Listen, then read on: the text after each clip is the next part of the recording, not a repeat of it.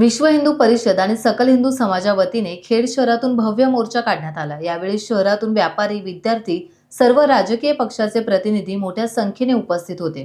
यावेळी समर्थनगरमधून बाजारपेठ, गुजराळी, स्टँड मार्गे कासाराळी, ब्राह्मणआळीकडून तहसीलदार कार्यालयात सांगता करण्यात आली। यावेळी आयरे सरांनी उपस्थित लोकांना मार्गदर्शन केले। बांगलादेशातील अल्पसंख्याक हिंदू धर्मावर जे अत्याचार होत आहेत त्याचा निषेध करण्यात आला।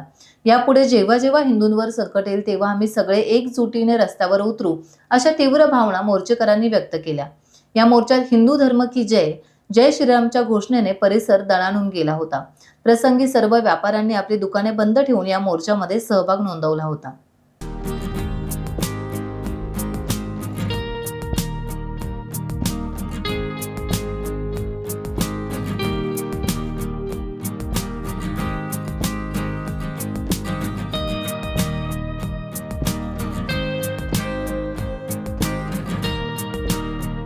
अत्याचार चालू आहे, त्या अत्याचाराच्या विरोधात आज संपूर्ण देशभर प्रत्येक तालुक्यामध्ये आपण एक मोर्चा आयोजित केलेला आहे, एक आंदोलन उभं करतोय की ज्याचा उद्देश आहे की जगभरातल्या मीडियाने त्याची नोंद घ्यावी। आपल्या सगळ्यांना माहित आहे की भारत देशात थोडं काही झालं, म्हणजे काही अल्पसंख्याक असतील किंवा कुणावरही काहीही घटना घडली तर त्याची नोंद जागतिक स्तरावरती मीडिया घेते आणि त्याचा एक प्रोपोगंडा जगभर तयार करते।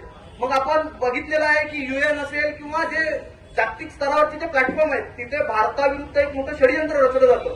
पण आज पाहतोय आपण बांगलादेशमध्ये मागच्या 6 महिन्यात 350हून अधिक हिंदू, तिथले आमदार, नगरसेवक, खासदार या स्तरावरच्या हिंदू बांधवांना त्यांची हत्या करण्यात आलेली आहे। इस्कॉन सारखं एक जगभरातलं सगळ्यात मोठं मंदिर, जे बांगलादेशमध्ये ज्या संप्रदायाची सुरुवात झाली तिथे 8 मोठी मंदिरं आहेत, त्या 8ही मोठ्या मंदिरांवरती आक्रमण केले, तिथले 4 मंदिरं जमीनदोस्त केलेली आहेत। म्हणजे आपल्याला लक्षात येईल कोविड आणि त्याच्यानंतर बांगलादेशमध्ये आलेला महापूर या काळात ज्या इस्कॉननी दररोज लाखो बांगलादेशी नागरिकांना जेवण दिलं, त्यांना उभं केलं, त्याच नागरिकांनी आज त्या मंदिरांवरती हल्ला केला। म्हणजे मेहरपूर मधलं आपल्याला माहित आहे तिथे खूप मोठं इस्कॉनचं मंदिर आहे, तिथले जगन्नाथाची मूर्ती, माता सुभद्रेची मूर्ती, बलरामांची मूर्ती तोडण्यात आली।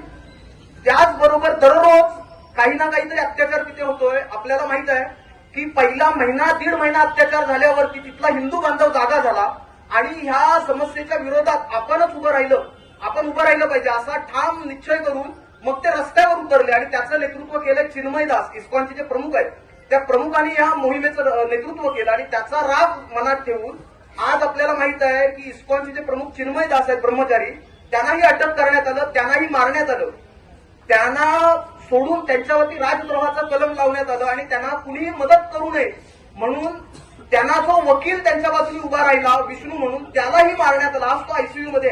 म्हणजे आपल्याकडचं उदाहरण असं आहे की ज्या मुंबईवरती कसाबने हल्ला केला, प्रत्यक्ष मारताना मी त्याला तुकाराम ओळंब्याने बलिदान दिलं आणि त्याला पकडलं, पण आमच्या न्याय व्यवस्थेने त्यालाही वकील दिला पाहिजे, त्याचीही बाजू ऐकून घेतली पाहिजे म्हणून आम्ही त्याला वकील दिला। पण आजची बांगलादेशामधली स्थिती काय आहे तर तिथला एक हिंदू संत जो तिथल्या समाजाचं नेतृत्व करतो, पण ते नेतृत्व करत असेल तरी त्याच्यावरही अत्याचार, त्यालाही मारलं जातं आणि ह्या सर्व गोष्टींचा एक जागतिक स्तरावरती निषेध झाला पाहिजे। आपल्याला सगळ्याला माहिती आहे डीप स्टेट किंवा सोरेस सारखं नाव आता आपण ऐकतो, वेगवेगळ्या देशातल्या प्रस्थापित ज्या सिस्टीम आहेत त्या सिस्टीम उद्ध्वस्त करायच्या, तिथे अराजकता माजवायची, यासाठी जागतिक स्तरावरून खूप मोठं फंडिंग होतंय आणि ते भारतातही चालू आहे। त्याच फंडिंगच्या जोरावरती बांगलादेशमध्ये एक विद्यार्थ्यांचा जो आंदोलन सुरू झालं, म्हणजे त्या आंदोलनाची पार्श्वभूमी काय आहे तर जून महिन्यामध्ये म्हणजे जानेवारीमध्ये शेख हसीनाचं सरकार आलं, प्रचंड बहुमतामधलं ते सरकार आलं, 300 पैकी 222 खासदार निवडून आले आणि त्या पंतप्रधान झाल्या। टाइम्स डिजिटलला लाईक करा, शेअर करा, सबस्क्राईब करा आणि बेल आयकॉन दाबायला विसरू नका। Times digital.